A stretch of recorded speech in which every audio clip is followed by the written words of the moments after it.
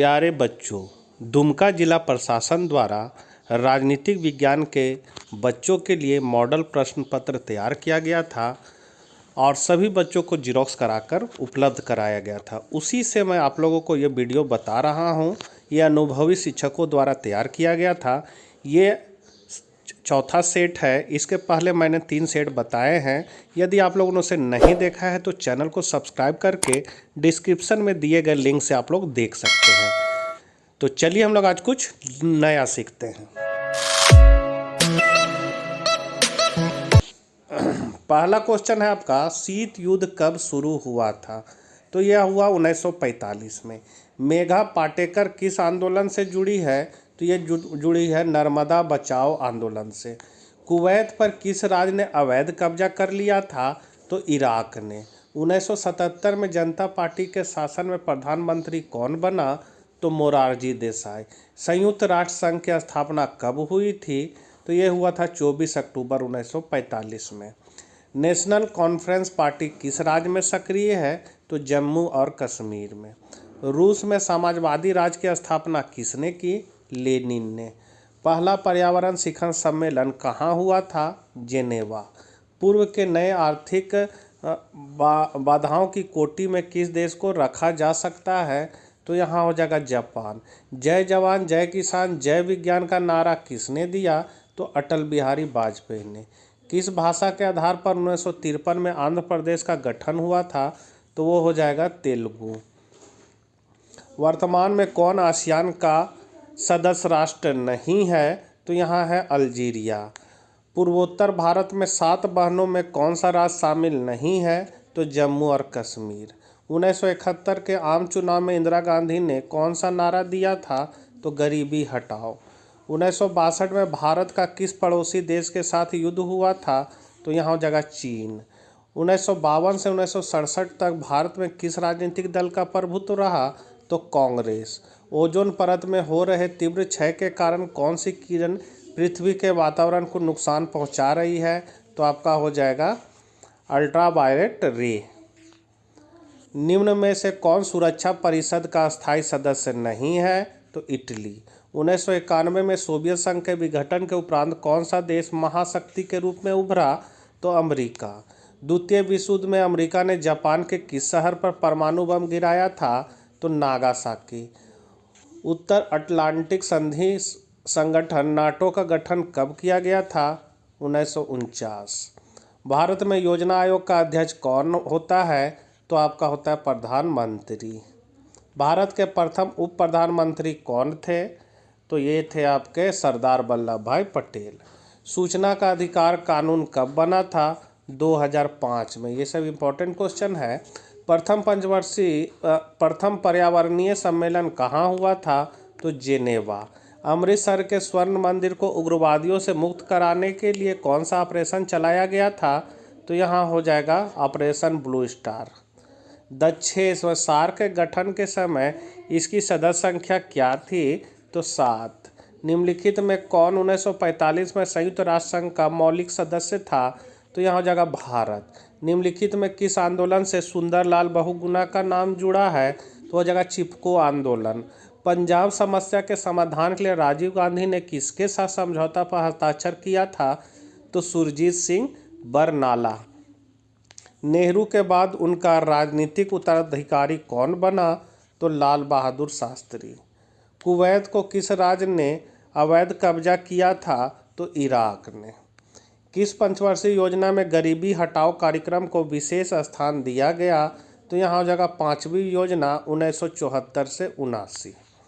1977 में जनता पार्टी की सरकार बनी तो प्रधानमंत्री का पद किसे मिला? तो ये मिला मोरारजी देसाई को। प्रधानमंत्री लाल बहादुर शास्त्री ने किस समझौता पर हस्ताक्षर किया? तो ये किया था ताशकंद समझौता 1966। कश्मीर के भारत में विलय पत्र पर किसने हस्ताक्षर किया? तो ये किया था आपका राजा हरि सिंह ने। संविधान में भारत के किस राज्य को विशेष राज्य का दर्जा प्राप्त है? तो जम्मू कश्मीर। फिर है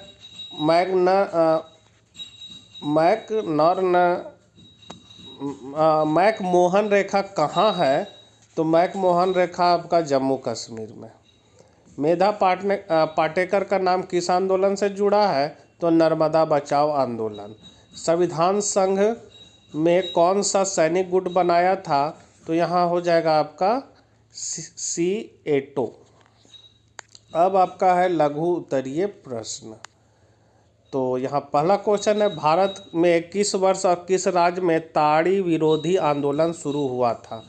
तो इसका आंसर है भारत के आंध्र प्रदेश राज्य के नेलोरा जिले में वर्ष 1992 में ताड़ी विरोधी आंदोलन आरंभ हुआ था। फिर है लोकसभा के 70वें आम चुनाव के बाद भारत का प्रधानमंत्री कौन बना? तो इसका हो जाएगा लोकसभा के 70वें आम चुनाव के बाद भारत के प्रधानमंत्री श्री नरेंद्र मोदी बने। तीसरा क्वेश्चन है, अगस्त 1945 में जापान में किन दो शहरों को परमाणु बम गिराकर तबाह कर दिया गया था? तो हिरोशिमा और नागासाकी। ये क्वेश्चन 2019 में आया था। 9/11 से आप क्या समझते हैं? तो 9/11 का आतंकवादी हमला अमेरिका में न्यूयॉर्क स्थित वर्ल्ड ट्रेड सेंटर पर हुआ था।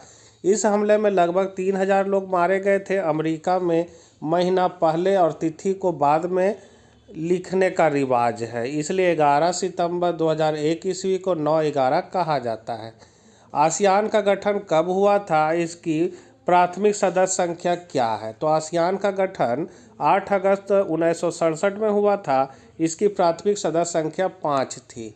किस देश को वर्चस्वता की स्थिति प्राप्त है? क्या वर्चस्वता की स्थिति अस्थायी है? तो अमेरिका देश को वर्चस्वता की स्थिति प्राप्त है और इसकी जो है वर्चस्वता की स्थिति अस्थायी नहीं है। मार्शल योजना के क्या उद्देश्य थे? तो मार्शल योजना का उद्देश्य यूरोपीय देशों को आर्थिक रूप से मजबूत बनाना था ताकि उनकी अर्थव्यवस्था युद्ध पूर्व स्थिति में आ सके।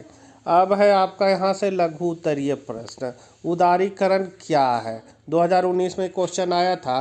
तो उदारीकरण की अवधारणा मूल रूप से इस तथ्य पर आधारित है कि यदि राज्य का हस्तक्षेप कम होगा तो अर्थव्यवस्था और समाज बेहतर बनेगा। अतः इसे कम राज्य अच्छा राज्य जैसे नारों से लोकप्रिय बनाने का प्रयास किया गया।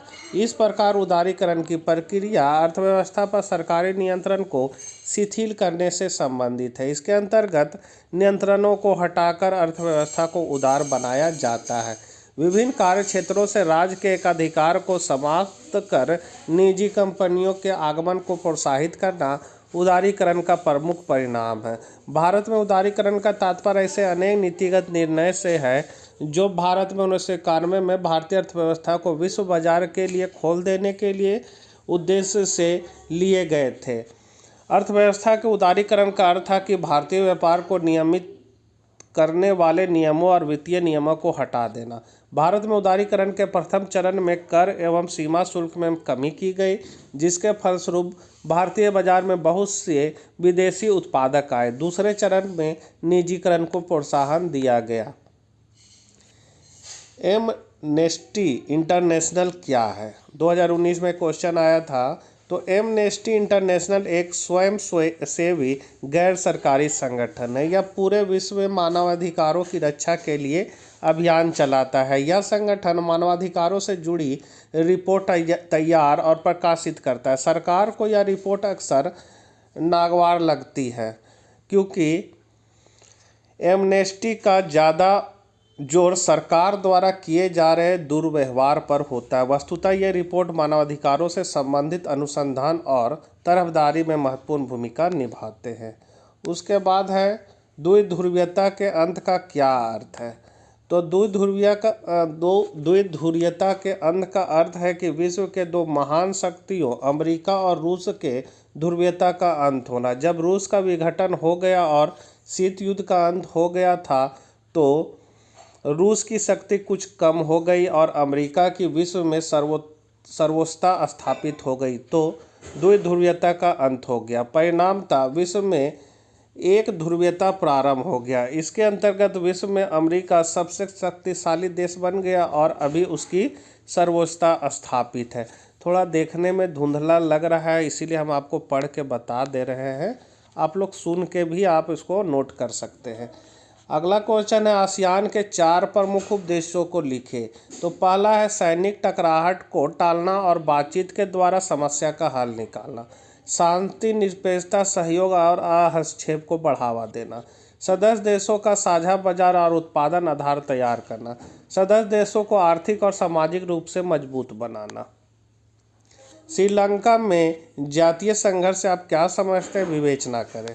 तो श्रीलंका में 2 प्रमुख जाति निवास करते हैं, सिंहली जाति और तमिल जाति। इन दोनों जातियों के बीच श्रीलंका में समय समय पर जातीय संघर्ष होते रहे हैं। सिंहली जाति और तमिल जातियों के बीच जो संघर्ष हुआ उसे जातीय संघर्ष कहा जाता है। तमिल जातियों के संगठन लिट्टे की हिंसात्मक कार्रवाइयों तथा आंदोलन के कारण श्रीलंका में सिंहली समुदाय और तमिल समुदायों के बीच संघर्ष होते रहे हैं। अगला है, गठबंधन की राजनीति किसे कहते हैं, इसने भारतीय राजनीति को कैसे प्रभावित किया। 2020 में क्वेश्चन आया था। वह राजनीति जिसमें चुनाव के पहले अथवा बाद में आवश्यकता अनुसार दलों में सरकार के गठन या किसी अन्य मामले जैसे राष्ट्रपति चुनाव में आपसी सहमति बन जाए और बेसमानता स्वीकृत न्यूनतम साझे कार्यक्रम के अनुसार देश में राजनीति विरोधी दल के रूप में या सत्ताधारी गुट के रूप में की जाए, तो ऐसी राजनीति को गठबंधन की राजनीति कहते हैं। गठबंधन की राजनीति ने भारतीय राजनीति को दोनों तरफ से अर्थात नकारात्मक तरीके से भी व सकारात्मक तरीके से भी प्रभावित किया, जिसको निम्नलिखित रूप में समझा जा सकता है। पहला, राजनीति का स्थिरता। दूसरा, क्षेत्रीय दलों की बढ़ती भूमिका।